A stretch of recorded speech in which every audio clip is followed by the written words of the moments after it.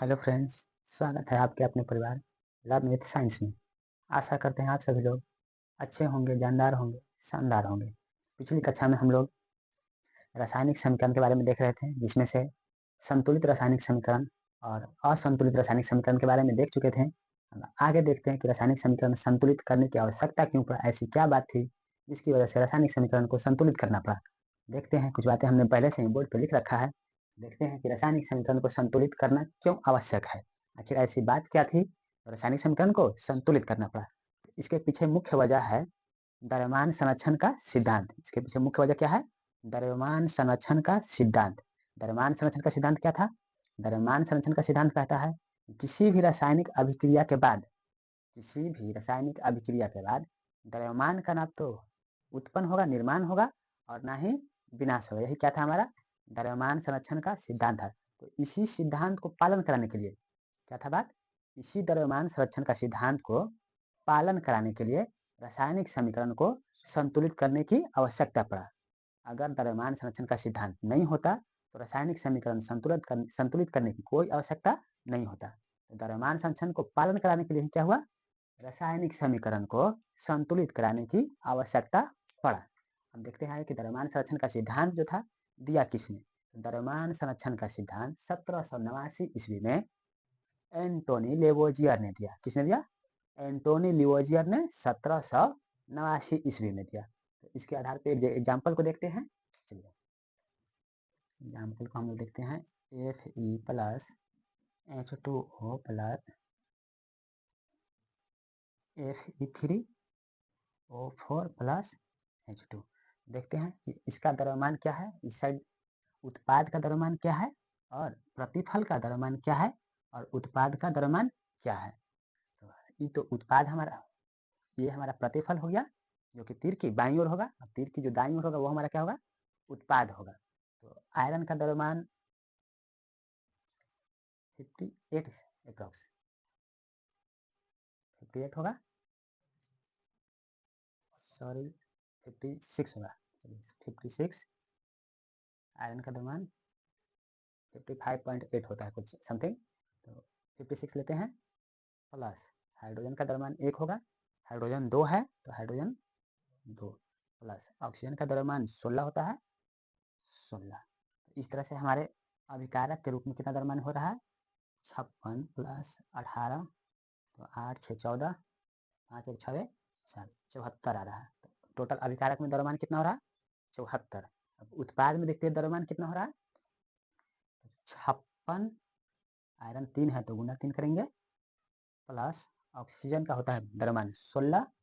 इस तरह से 4 ऑक्सीजन है तो 4 गुना होगा, प्लस हाइड्रोजन का द्रव्यमान होता है 1। इस तरह से हमारे पास 2 हाइड्रोजन है तो 2 हो जाएगा। तो यहाँ पे देखते हैं आयरन टोटल कितना हो गया? 18 हासिल 1, 15 1 16 प्लस 64 प्लस 2। यहाँ से टोटल हमारा द्रव्यमान होता है 8 2 10 4 14 हासिल 1, 6 6 12 1 13 हासिल 1 1 2। तो उत्पाद के रूप में टोटल द्रव्यमान 234 हो रहा है। इस तरह से देखिए यहाँ पे द्रव्यमान संरक्षण का सिद्धांत का पालन नहीं कर रहा है, क्योंकि अभिक्रिया के पहले कुछ और द्रव्यमान था और अभिक्रिया होने के बाद कुछ और द्रव्यमान हो गया, द्रव्यमान में बढ़ोतरी हो गया। तो इस तरह से क्या हो गया? द्रव्यमान संरक्षण का सिद्धांत का पालन नहीं किया। क्यों नहीं किया? क्योंकि ये समीकरण जो था हमारा संतुलित नहीं है। ये समीकरण क्या है? संतुलित नहीं है, असंतुलित है। इसी वजह से क्या हुआ? द्रव्यमान यहाँ कुछ और आया और यहाँ कुछ और द्रव्यमान आया। अगर ये समीकरण हमारा संतुलित होता तो दोनों साइड द्रव्यमान क्या आता? बराबर आता, इक्वल आता। क्यों आता? क्योंकि द्रव्यमान संरक्षण का सिद्धांत कहता है कि अभिक्रिया के बाद द्रव्यमान का ना तो उत्पन्न होगा और ना ही विनाश होगा। चलिए आप नोट कीजिए इसको।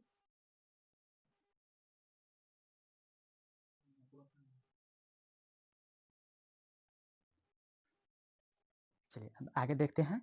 ये जो समीकरण था हमारा क्या था? असंतुलित था। तो सबसे पहले इसको संतुलित करते हैं। क्या करेंगे? सबसे पहले समीकरण को इसको संतुलित करते हैं। तो देखते हैं संतुलित करने के लिए क्या करना होगा। इसमें देखिए संतुलित करने के लिए सबसे आसान तरीका है जो इसमें सबसे बड़ी फार्मूला बनता है। जैसे कि यहाँ सबसे बड़ा बन रहा है, क्या बन रहा है? सबसे बड़ा बना। सबसे पहले इसको पकड़ेंगे। इसमें देखेंगे आयरन का कितने परमाणु है? टोटल 3। यहाँ हमारे पास आयरन कितना है? 1। यहाँ भी आयरन कितना होना चाहिए? 3। तो इस तरह से हम लोग मार्कर बदल के लिखते हैं ताकि पता चले। तो यहाँ पे हमारा आयरन कितना लगाएंगे 3। अब देखते हैं ऑक्सीजन कितना है यहाँ पे 4। यहाँ पे हमारे पास इस साइड कितना ऑक्सीजन है 1 है, तो यहाँ पे कितना ऑक्सीजन होगा 4। अब इस तरह से यहाँ अगर ऑक्सीजन को हम 4 बनाते हैं तो हाइड्रोजन हमारा कितना होता है 8। तो इधर भी हमारा हाइड्रोजन कितना होना चाहिए 8। तो यहाँ पे कितना यूज करना होगा 8। 8 दूनी 16 नहीं सॉरी 4। यहाँ पे कितना यूज करना होगा 4। अब देखते हैं इधर आयरन कितना हो गया टोटल 3 परमाणु हो गया। Hydrogen total 8, oxygen total 4। इधर भी आयरन 3, ऑक्सीजन 4, हाइड्रोजन 8। इस तरह से अभिकारक में परमाणु की संख्या और उत्पाद में परमाणु की संख्या इक्वल हो गया, बराबर हो गया। तो हमारा संतुलन समीकरण क्या हो गया संतुलित हो गया। अब संतुलित करने के बाद देखते हैं द्रव्यमान क्या आता है दोनों साइड। संतुलित करने के बाद द्रव्यमान कितना आता है देखते हैं। पहले आयरन कितना हो गया, आयरन का परमाणु द्रव्यमान 56। 3 है, 3 आयरन का 3 परमाणु है इसलिए 3। टोटल हाइड्रोजन का कितना परमाणु है 8। तो हाइड्रोजन का 1 होता है और 8 है इसलिए यहाँ पे 8। ऑक्सीजन का कितना परमाणु है 4। 1 ऑक्सीजन का होता है 16, तो 4 ऑक्सीजन का 64। चलिए इसको ऐड करते हैं पहले। 18 हंसले 15 1 16 प्लस 8 प्लस 64।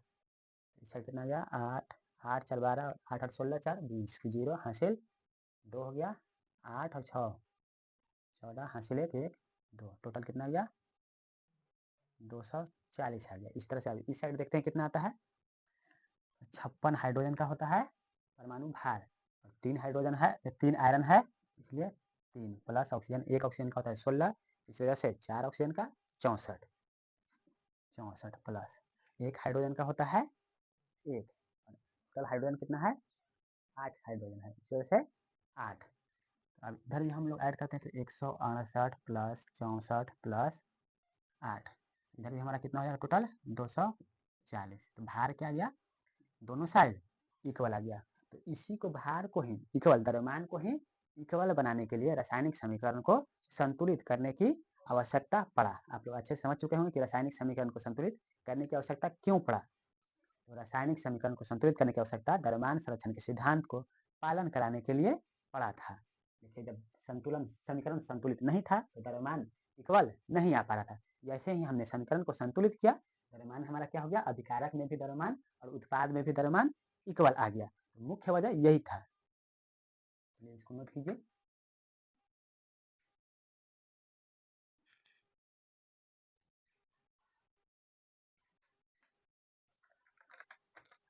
चलिए अब आगे देखते हैं।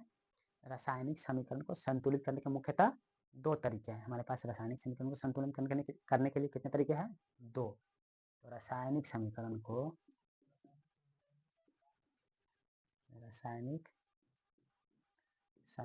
को संतुलित करने की 2 विधि है। पहला है बीजगणितीय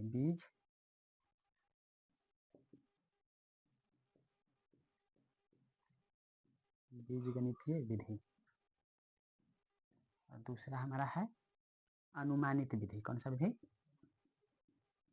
अनुमानित विधि, जिसको हम लोग हिट एंड ट्रायल या तुक्का विधि कहते हैं। क्या कहते हैं हिट एंड ट्रायल या तुक्का विधि। चलिए एक एग्जांपल देखते हैं। Mg प्लस O2 क्या बनाएगा MgO। ये समीकरण पहले देखेंगे संतुलित है या नहीं है। क्या है समीकरण संतुलित है या नहीं है पहले इसको चेक करेंगे। तो इसको चेक किस तरह से करेंगे देखेंगे कि तीर की बाईं ओर यानी लेफ्ट साइड और राइट साइड टोटल जो जो पदार्थ हैं जो जो तत्व है उनके परमाणुओं की संख्या इक्वल है या नहीं है। अगर इक्वल है तो समीकरण संतुलित है, अगर इक्वल नहीं है तो समीकरण संतुलित नहीं है। क्या है असंतुलित है। सबसे पहले चेक करेंगे मैग्नीशियम इधर कितना है 1, इधर कितना है मैग्नीशियम 1, इधर ऑक्सीजन कितना है 2, इधर ऑक्सीजन 1। तो मैग्नीशियम तो इक्वल है लेकिन ऑक्सीजन इक्वल नहीं है, इस वजह से ये समीकरण कैसा है असंतुलित है। इस तरह से इसको हम लोग पहले पहचान करेंगे संतुलित है या नहीं है, इसके बाद संतुलित करेंगे। पहले हम लोग देखते हैं बीजगणितीय विधि से किस तरह से करेंगे। इस विधि से बीजगणितीय विधि द्वारा समीकरण को संतुलित किस तरह से करेंगे। चलिए, तो हमारा क्या है, Mg प्लस O2 MgO। यहाँ पे हम लोग पहले मार्कर बदल लेते हैं।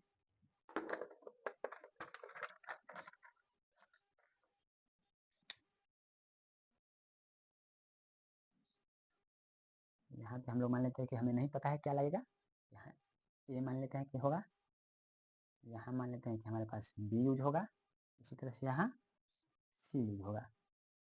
हमें अभी पता नहीं कि यहाँ A की जगह पे कुछ भी मान हो सकता है, 1 2 4 5 कुछ भी आ सकता है, B की जगह पे भी कुछ भी आ सकता है, और इसी तरह से C की जगह पे भी कुछ भी आ सकता है। हमें अभी जानकारी इसके बारे में नहीं है। सबसे पहले देखिए, समीकरण को संतुलित करने के लिए क्या होना चाहिए, बाएं साइड दाएं साइड का बराबर होना चाहिए, यानी LHS बराबर किसका होना चाहिए, RH का होना चाहिए। अब देखिए, मैग्नीशियम का टोटल परमाणु कितना है, A है मैग्नीशियम इस साइड। सबसे पहले मैग्नीशियम को लेकर के चलते हैं, और ऑक्सीजन है तो ऑक्सीजन को लेकर के चलते हैं। तो लेफ्ट साइड में कितना है, मैग्नीशियम लेफ्ट साइड में A है, इसी तरह से राइट साइड में मैग्नीशियम C है, तो A बराबर C होगा, तभी हमारा क्या होगा, समीकरण संतुलित होगा।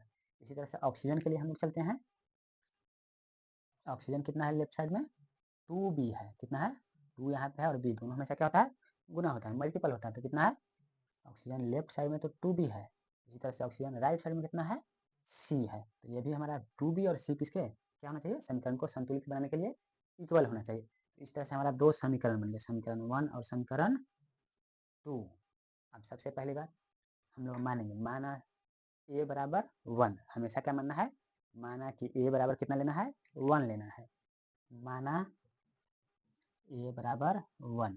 अब जैसे ही हम अगर अपना मन से खुद से A बराबर 1 मानते हैं, और A का मान समीकरण 1 में रखते हैं, कहाँ रखते हैं, A का मान, अब चलते हैं समीकरण 1 से, कैसे, समीकरण 1 से, समीकरण 1 हमारा क्या है, A बराबर C है, A बराबर समीकरण 1 कितना है, A बराबर C, और A का मान हमने कितना माना है, 1, तो एक A की जगह पे 1 रखेंगे तो C बराबर भी कितना आ जाएगा, 1 आ जाएगा। अब इसी तरह से समीकरण 2 से चलते हैं, समीकरण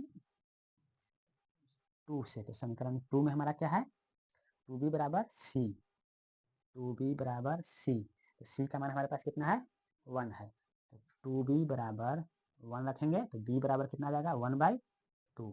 इस तरह से देखिए हमें क्या मिल गया, A B और C तीनों का मान मिल गया, न्यूमेरिकल वैल्यू तीनों का आ चुका है। अब तीनों का न्यूमेरिकल वैल्यू यहाँ पे पुट करेंगे। चलिए इधर हम लोग देखते हैं, साइड में हमारे पास क्या था, AMG, यहाँ से देखिए AMG प्लस BO2 CMgO। अब A का मान कितना आया है, 1, A के जगह पे क्या पुट करेंगे, 1 1। इसी तरह से B का मान क्या है, 1/2, तो B के जगह पे क्या पुट करेंगे, 1/2। इसी तरह से C का मान क्या है, 1, तो C के जगह पे कितना पुट करेंगे, 1।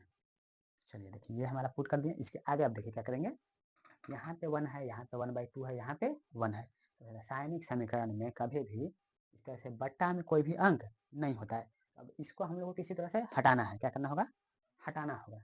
इसके लिए क्या करेंगे, अगर दो भाग में है, हमको इसे हटाना है, तो क्या करना होगा, 2 से मल्टीपल कर देंगे, क्या करेंगे, समीकरण में दोनों तरफ 2 से गुना करने पर, यहाँ पे लिखेंगे समीकरण में दोनों तरफ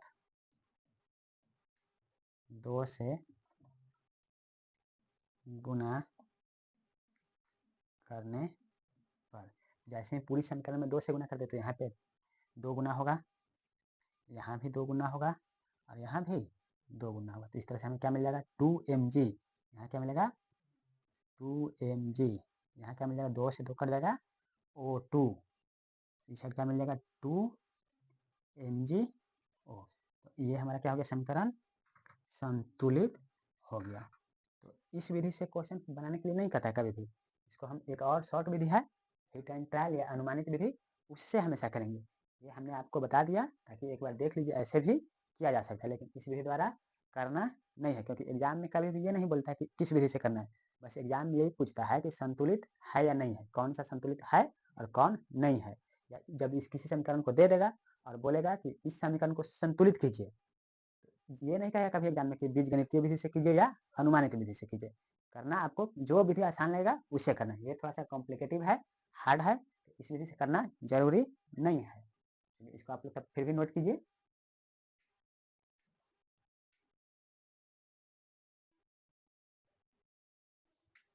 चलिए अनुमानित विधि पे एक और हम लोग एग्जाम्पल देखते हैं इस तरह से किया जाएगा। यहाँ पे हमने एग्जाम्पल लिख रखा है Na plus H2O NaOH plus H2। इस तरह से सबसे पहले तो इसको इस तरह से लिखेंगे Na, इसी को एक बार और उतारते हैं H2O NaOH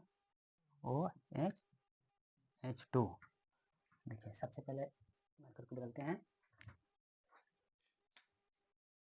यहाँ पे नहीं पता है कि क्या लगेगा समीकरण को संतुलित करने में, इसके पहले कुछ लग सकता है या नहीं भी लग सकता है, इसके पहले भी कुछ लग सकता है नहीं भी लग सकता है। तो इस तरह से मान लेंगे कि यहाँ पे A आएगा, इसी तरह से यहाँ पे B आएगा, इसी तरह से यहाँ पे C आएगा, इसी तरह से यहाँ पे D आएगा। चार खंड में था, चारों जगह हमने A B C और D मान लिया। अब समीकरण को संतुलित करने के लिए क्या होगा, लेफ्ट साइड राइट साइड परमाणु की संख्या इक्वल होनी चाहिए, बराबर होनी चाहिए। LHS बराबर RHS होनी चाहिए। पहले टोटल परमाणु कौन कौन से देख लेते हैं। यहाँ पे सोडियम है, सोडियम में लेफ्ट साइड परमाणु की संख्या कितना आ रहा है Na, तो A है ना, तो सोडियम में लेफ्ट साइड में तो A टोटल। इसी तरह से राइट साइड में देखते हैं सोडियम कितना रहा C, कितना रहा C, तो A बराबर अगर C होगा तभी क्या होगा सोडियम दोनों साइड बराबर होगा, क्योंकि A का मान और C का मान बराबर होगा तभी तो सोडियम परमाणु इधर और इधर बराबर होगा, या अन्यथा नहीं हो पाएगा। तो A बराबर क्या करेंगे C मान लेंगे, समीकरण इसको 1 बनाएंगे। इसी तरह से हाइड्रोजन है तो हाइड्रोजन के लिए करते हैं, तो हाइड्रोजन देखेंगे लेफ्ट साइड कितना है 2, यहाँ B, तो हाइड्रोजन टोटल कितना हो जाएगा 2B। इस साइड कितना हाइड्रोजन हो जाएगा, यहाँ से हाइड्रोजन C है, H है, यहाँ C है, तो टोटल हाइड्रोजन इस साइड C, तो बराबर C और प्लस में कितना है, यहाँ हाइड्रोजन 2 है, यहाँ D है, तो 2D, तो C plus 2D, C plus 2D किसके बराबर होना चाहिए 2B के बराबर होना चाहिए, तभी हमारा क्या होगा दोनों साइड हाइड्रोजन बराबर होगा। इसी तरह से एक और ऑक्सीजन परमाणु है, तो ऑक्सीजन के लिए देख लेते हैं। तो ऑक्सीजन इस साइड कितना है B, बराबर किसका होना चाहिए, इस साइड देखेंगे ऑक्सीजन कितना है C, तो B बराबर क्या होना चाहिए C। इसको हम लोग समीकरण 3 मानेंगे, इसको समीकरण 2 मानेंगे। अब समीकरण मानेंगे A बराबर 1, हमेशा A बराबर कितना मानना है, माना A बराबर 1। जैसे ही हमने A बराबर 1 माना, क्या करेंगे सबसे पहले समीकरण 1 में लिखेंगे, समीकरण 1 से, समीकरण 1 हमारा क्या है A बराबर C, समीकरण 1 हमारा है A बराबर C। जैसे ही A का मान अगर हमने 1 माना है, A का मान अगर समीकरण 1 में रखते हैं, तो C बराबर हमें कितना मिल गया 1 मिल गया।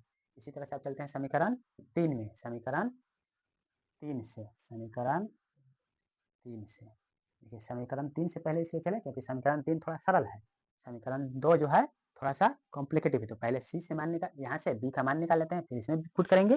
अगर यहाँ पे हम लोग चल लेते हैं तो यहाँ हमें ना तो D का मान पता है ना ही B का मान पता है, तो यहाँ से C का मान नहीं निकल पाता। यहाँ से हमें देखिए C का मान पता है, तो यहाँ से B का मान आसानी से निकल जाएगा, मिल जाएगा। समीकरण 2 में क्या है B बराबर C है, जैसे ही हमने C का मान कितना मिल गया है 1 मिल गया है, तो C की जगह पर जैसे ही हमने 1 रखेंगे तो B का मान में कितना आ गया 1 आ गया। अब इसी तरह से समीकरण 3 में चलते हैं, इस साइड लिखते हैं समीकरण 3 से, समीकरण 3 से, तो समीकरण 3 हमारा क्या है देखते हैं यहाँ पे 2B बराबर C प्लस 2D, ये समीकरण 3 है मेरे पास। तो जैसे अब देखिए समीकरण 2 है, सॉरी समीकरण 2 से, यहाँ पे सही करते हैं समीकरण 2 से। अब देखिए मान रखिए B का मान पता है हमें, C का मान पता है और A का मान पता है, D का मान ज्ञात करना है। तो 2 गुना B का मान कितना है, यहाँ से समीकरण समीकरण 3 से प्राप्त हो चुका है B का मान 1, तो B के जगह पे 1 पुट करेंगे, C का मान कितना मिल चुका है हमें 1, सी की जगह पे 1 पुट करेंगे प्लस 2d, 2 बराबर 1 प्लस 2d, यहाँ से इधर माइनस में आएगा तो 1 बचेगा 2d।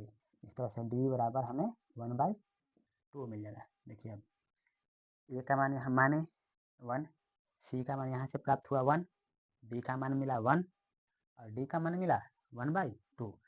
ए बी सी और डी चारों चीज का न्यूमेरिकल मान आ चुका है, न्यूमेरिकल वैल्यू में मान आ चुका है ए बी सी और डी का। अब इसी समीकरण में ए बी सी डी का मान पुट कर देंगे। चलिए इस तरह से हमारे पास समीकरण क्या था, ए ने यहाँ पे ए था प्लस एच थोड़ा सा बी H2O था, इधर था सी NaOH प्लस डी H2 था।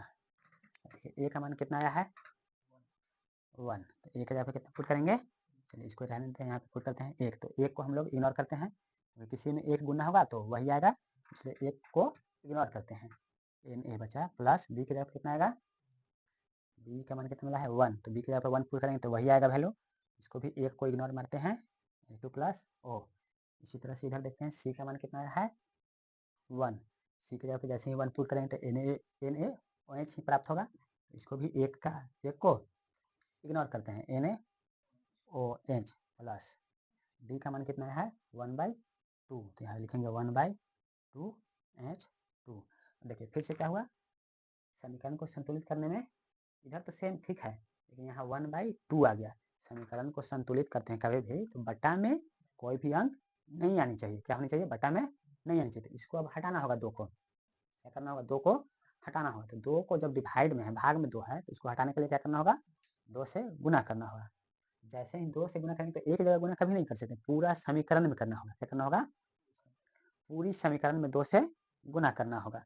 चलिए पूरी समीकरण में 2 से गुना करते हैं, तो जैसे यहाँ 2 से गुना करते हैं तो 2Na मिलेगा, प्लस यहाँ 2 से करते हैं तो 2H2O प्राप्त होगा, यहाँ 2 से करते हैं तो 2NaOH प्राप्त होगा, प्लस यहाँ 2 से गुना करते हैं तो 2 से 2 कट जाएगा, गुना करने के बाद H2 प्राप्त होगा। देखिए इस तरह से होगा, 2 यहाँ गुना किए, 2 यहाँ गुना किए, चलिए मार्कर बदल के यूज कर लेते हैं, पता चलेगा, दिखेगा, यहाँ किए, यहाँ 2 किए, यहाँ 2 गुना किए और यहाँ भी 2 गुना किए, तो यहाँ 2 से 2 तो कट जाएगा तो 1 बच जाएगा, तो 1 इग्नोर किए हैं। ये हमारा क्या हुआ, समीकरण संतुलित हुआ। आप देख सकते हैं आप लोग, दोनों साइड टोटल परमाणु की संख्या बराबर है। देखिए सोडियम कितना है इस साइड 2, इस साइड सोडियम 2, इस साइड हाइड्रोजन 4, इस साइड हाइड्रोजन यहाँ पे 2 और यहाँ 2 4, इस साइड ऑक्सीजन 2, इस साइड ऑक्सीजन 2। क्या हुआ, हमारा समीकरण संतुलित हुआ। तो ये हमारा हुआ बीजगणितीय विधि। तो समीकरण को बीजगणितीय विधि द्वारा इस तरह से संतुलित किया जा सकता है। आगे देखेंगे, इसके आगे अनुमानित विधि से किस तरह से करेंगे, अनुमानित विधि द्वारा समीकरण को संतुलित किस तरह से करेंगे। आशा करते हैं आपको ये समझ में आया होगा। अगर नहीं समझ में आया हो तो वीडियो को दोबारा देखिए, इससे आपको अच्छे से समझ आ जाएगा। चलिए इसको नोट कीजिए।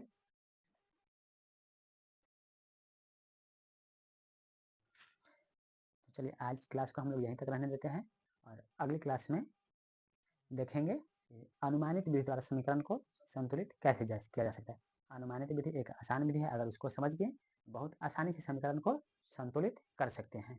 तो अगली क्लास में देखेंगे समीकरण को अनुमानित विधि द्वारा कैसे संतुलित किया जाता है। इसी तरह से साइंस को सीखने के लिए, समझने के लिए आप हमारे साथ जुड़े रहिए और चैनल को सब्सक्राइब कीजिए और ज़्यादा से ज़्यादा हो सके तो शेयर कीजिए। Thank you.